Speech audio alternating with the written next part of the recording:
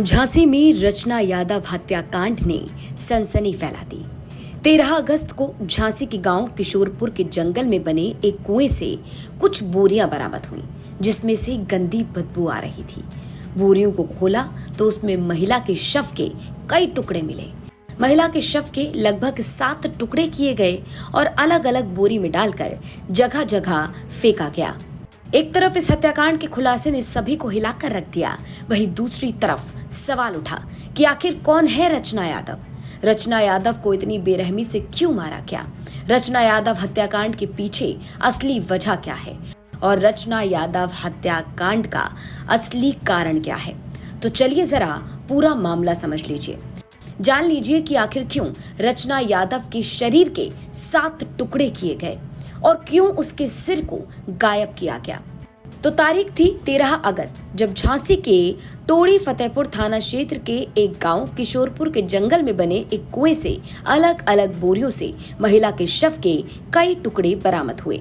महिला की पहचान मध्य प्रदेश के टीकमगढ़ की रहने वाली रचना यादव के तौर पर हुई।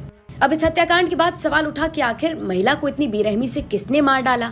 तो यहाँ पर हत्याकांड के पीछे जो खुलासा हुआ, जो कारण सामने निकल कर आया, उसने सभी को दंग कर दिया।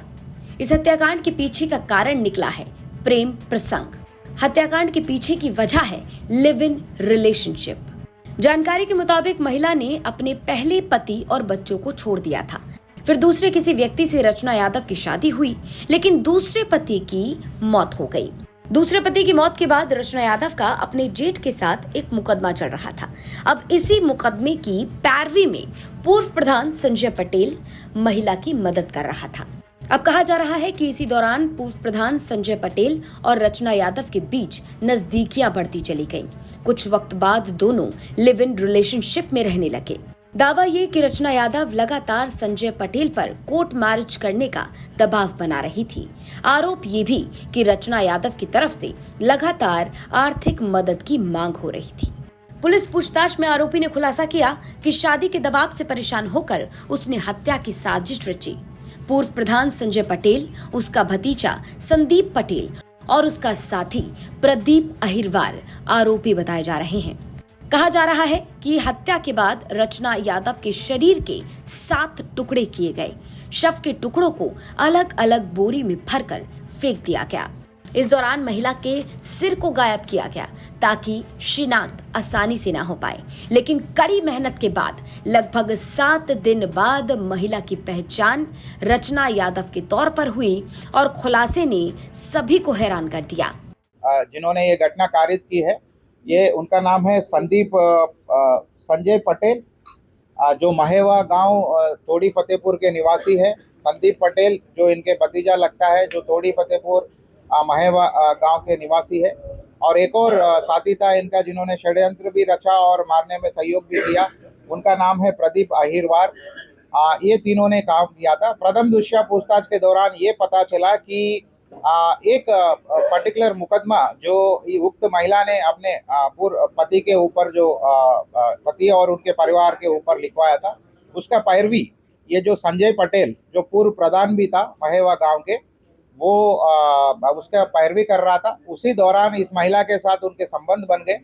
संबंध में जो निजी संबंधों में जो तनाव आया है, बाद में शादी करने हेतु वगैरह जो महिला उनको दबाव बना रही थी, पैसे की संबंध में कुछ तनाव थी, उसी में इन्होंने षड्यंत्र रचा है और तीनों ने उस महिला को मार भी दिया और इस घटना का अंजाम दिया। पुलिस की माने तो रचना यादव हत्याकांड के पीछे का कारण अवैध संबंध है, प्रेम प्रसंग है, लिव इन रिलेशनशिप है।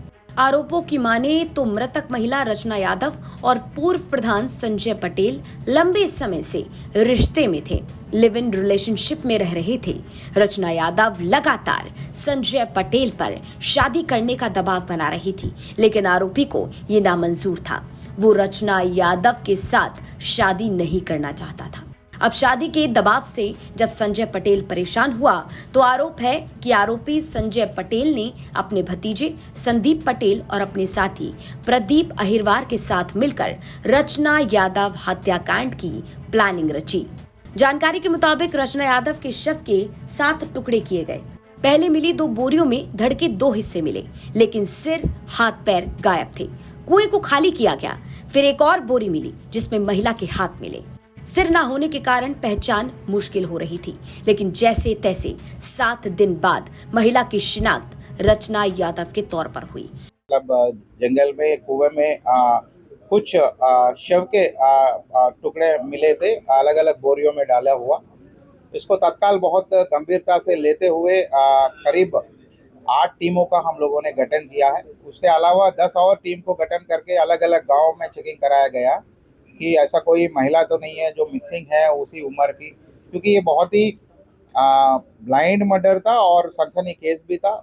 अब पुलिस का दावा है कि जल्द ही तीसरे फरार आरोपी को गिरफ्तार कर लिया जाएगा, लेकिन ये घटना अपने आप में बड़े सवाल उठाती है और इस घटना ने सभी को हिलाकर रख दिया कि कैसे प्रेम प्रसंग के चक्कर में रचना यादव की बेरहमी से हत्या की गई। उसके शव के 1 नहीं 2 नहीं 7 टुकड़े किए गए। झांसी से प्रमोद कुमार गौतम की रिपोर्ट, यूपी तक।